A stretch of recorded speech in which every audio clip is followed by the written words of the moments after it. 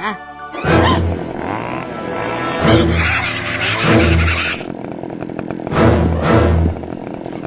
logo. Yeah, that's better. You can get it.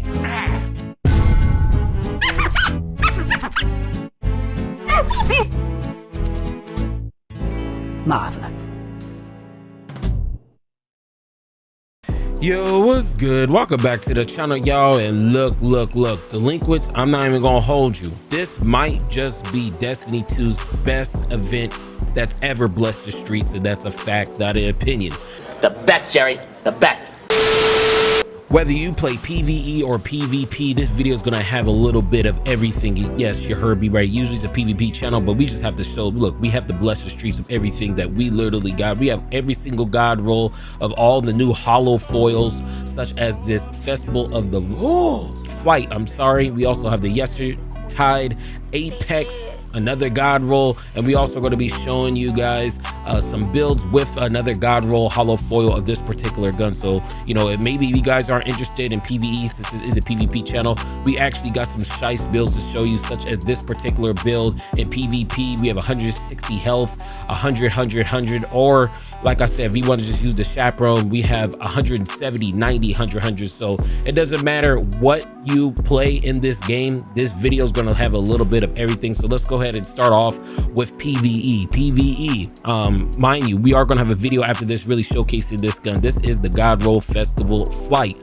More than likely, if you guys do play prismatic, this will be the best you know, primary to use, just because it charges your prismatic transcendent bar extremely fast. Okay, the main reason why this particular gun is broken, not only does this thing look beautiful, not only is this thing getting every single hole that's ever walked the streets in the tower in Texas, she must be bad.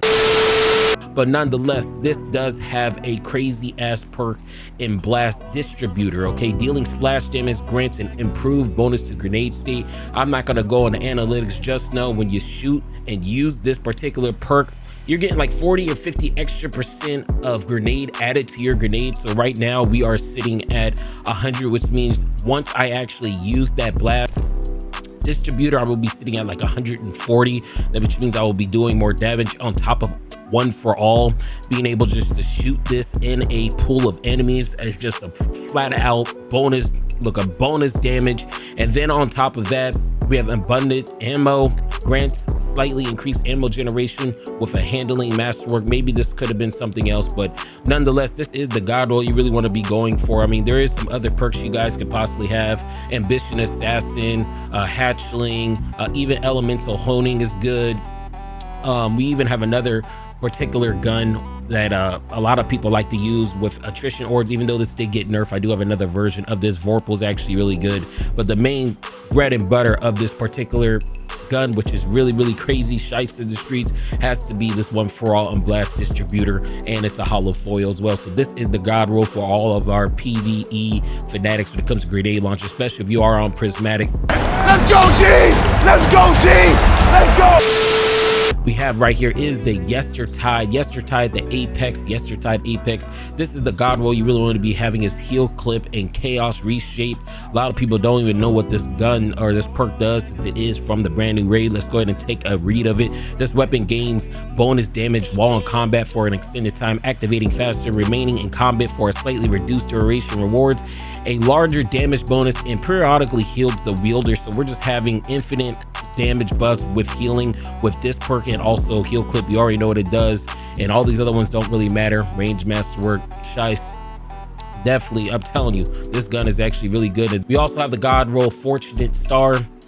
I'm not really too sure which one you guys really want of these perks, but the thing I'm really going for, or what you probably want to be going for, is Dragonfly and Sword Logic, or maybe Destabilizing Rounds. This is the god roll I personally wanted to get. Sword Logic's good, Demoralize is good.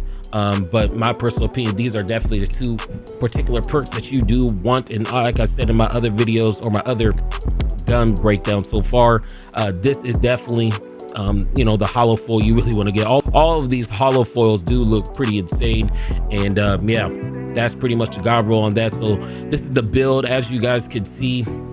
I'm not going to really go over perks or anything like that. I'll just scroll over them real quick so you guys can see them. But as you can see, we literally got all lustrous cover or lustrous type of armor. The reason why this build is so good, or this armor is so good, because if you're using prismatic or anything that uses solar, we are all on the solar subclass right here. But sunshot on top of the armor, if we could read the armor, 2-piece photo galv. Receiving healing temporary grants your solar weapons increased flinch resistance, handling, and reload speed. And the 4th piece bonus that we do have on this particular Solstice armor is 4-piece categorized. Rapid solar final blows heal you. So the fact that we're tying this in to sunshot, and we are on our solar subclass, and we could just get our nades back fast with festival, really filling up that transcendence with having these stats with some of these armor mods right here, super fun, which means after I get an orb, I will be sitting at what, 130 damage, doing more damage on anything that we pop our super against. Then we're getting more orbs. We're always generating orbs with this particular build with the heavy-handed and also melee font. Once I get an orb, my melee stat now goes to 180. Same thing with the lustrous robes, just some strand regeneration, lustre boots, and my exotic class item, which is pretty much probably the best thing to use for this particular subclass I am using in PvE. This is my main PvE build. Here's a PvE build where I'm really trying to, you know, do the solo ops and really speed running. All I'm doing is taking off this, and yeah, this is pretty much all of the guns, all of the holofoils like you guys see right here. Now let's go ahead and get straight into PvP, then the game, just so we can just show you guys how this build even functions. The first build we have right here is this particular build. I'm not really gonna go over, you know, what I'm running. All the mods and stuff are the same. You guys want to see a really big breakdown, just go ahead and just look at my last PvP video when it comes to shade binder. We're really just showing you guys the stats: 100, 190, 70, 171. This is the max number of stats you can get. It's like around 530. So you know, that's what this one is. And also, if you guys are running a solar gun, so if I am running this Lunas, we still do get this solar weapons increased flinch, handling, and reload speed, receiving healing. So if we do bring off our rift, we will be getting that perk. And yeah, that's what the stats are. The last set of stats I'm gonna show you for PvP is this is what it really looks like when you aren't using 160, 170 or more weapon stat. If you guys aren't over 160 stat, you guys could literally get 100, 100, and everything else. These are the max number of stats you could possibly get, and that's the reason why I said this video has the best build you'll ever see, because this is the max. There's nothing else you can get higher than this, especially if you have something this high like 160. Okay, so if you're not really including the mods actually. So if we're just talking about base raw stats, these are the best stats you could possibly get. Like I said, if you do get these type of armor pieces and it is over 160, such as this, like 170, you can't get 170, then 100, 100, it has to be a 90. So this is my main PvP build, our PvE build. Let's go ahead and show you our main PvE build, what we'll be running in this solo ops, to show you guys how to get this crazy gear, gang. Let's get it.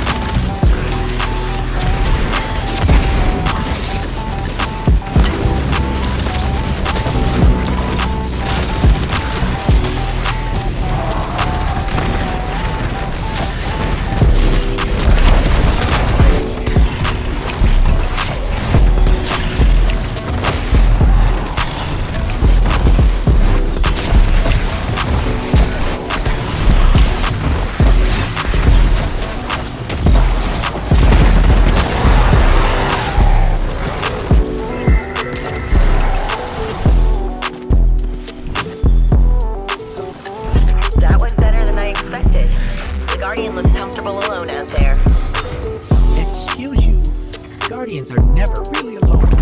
They've always got their ghosts. I'm sure Ginger would agree. I haven't seen much of her lately. She spends all her time with the Ghost Community Theater. They're mounting a new production, some big secret. I can't wait to see it. I saw Oryx, the Nightmare Daddy. Disappointing production value.